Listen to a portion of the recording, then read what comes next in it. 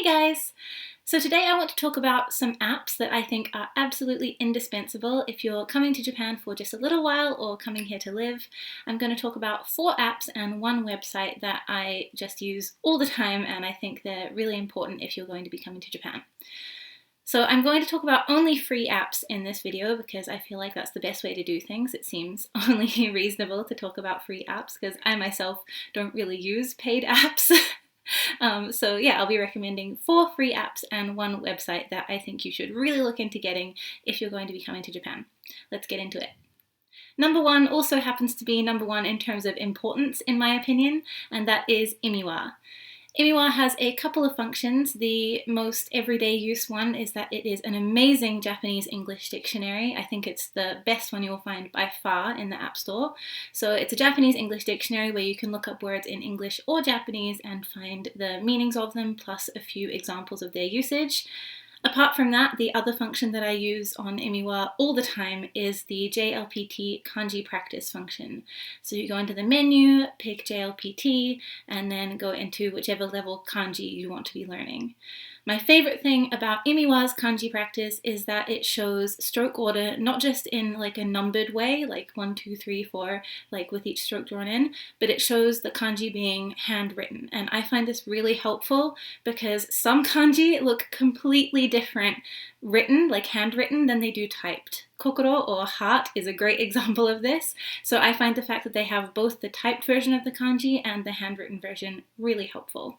So yeah, Emiwa, absolutely a necessity if you are looking to come to Japan, whether to live or to visit. It's amazing. I use it every single day.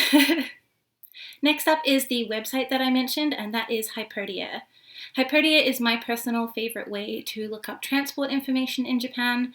It lists all of the train timetables and station timetables. It deals with regular train lines like Kintetsu, Nankai, and JR, as well as subway lines and also Shinkansen times as well. Of course, you can use whatever app you prefer for this. Google Maps also does it quite well. For me personally, I found that Hyperdia was the most user-friendly and accessible, so that's the one that I personally recommend, but you will definitely need some sort of transport app or website to use while you're here, and I think Hyperdia and Google Maps are the best. I personally would say Hyperdia is a little bit easier to use. It also updates really quickly when there's like an emergency or a weather warning. It will update very quickly saying when trains are cancelled, so I think that's really great as well. So yeah, Hyperdia, the website. The third one is something that I think a lot of you will have heard of, and that is Line. Line is a free messaging and calling app, and in Japan, instead of giving people your phone number or like telling them to call you, you'll give them your Line ID and tell them to message you or call you online.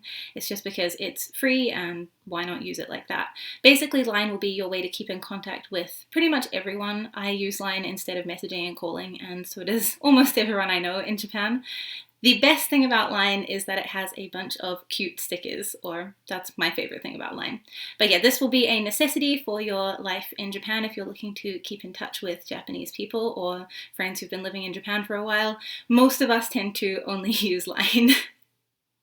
Number 4 is an app called Search Kanji. Now, you might think that Emiwa has everything that you need for kanji, and a lot of the time that's true. However, Search Kanji has one function that is really important that Emiwa does not have, and that is drawing search.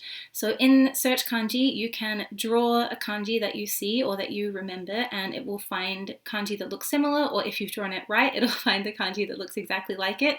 I find this really, really useful because if you don't know the pronunciation for a certain kanji, or if you're having difficulty using Emiwa's radical search function, then being able to just draw it and have similar kanji pop up and choose which one it is amazing. I really recommend having this in your repertoire of Japanese language apps. So yeah, drawing search kanji. My final 2 go together, and they are Safety Tips and Urakuru. Safety Tips is a weather warning app, and it will warn you of things like flooding or heavy rain or heavy snowfall or whatever in your location. So you just open the app, sign in with your location using your GPS, and it will let you know if there are any weather warnings for your area. It's really fantastic. It also has like evacuation areas and hospitals close by in case you ever need that information. Urakuru is similar, except it focuses more on natural disasters than just weather. So Urakuru has an early warning earthquake system inbuilt, which is amazing. Me and my friend both have it, and there was recently a smallish earthquake in Osaka, and both of us got a warning like a couple of seconds before the earthquake hit. So, I mean, definitely useful to have. Urakuru also has a feature where you can mark yourself as safe or your area as damaged in an earthquake that happens, which is obviously fantastic if you need to get information out there to rescue services and things like that to let them know which areas have been hit the worst. Apart from that, it also has whether there is a warning of a tsunami after an earthquake. It's just a fantastic all-round app to have for any kind of natural disasters, which Japan can be a little prone to sometimes. So yeah, safety tips and Urakuru go together, and I recommend having both of them just in case. Okay, I think that's it for the apps that I think are absolute necessities to have in Japan. If you guys would like to hear any more of my app recommendations for things that aren't like so necessary but that I think are fun or useful to have, then let me know and I can absolutely do that. If you have any questions about the apps that I recommended or anything else, please leave them in the comments down below, and until next time, I will talk to you later. Bye!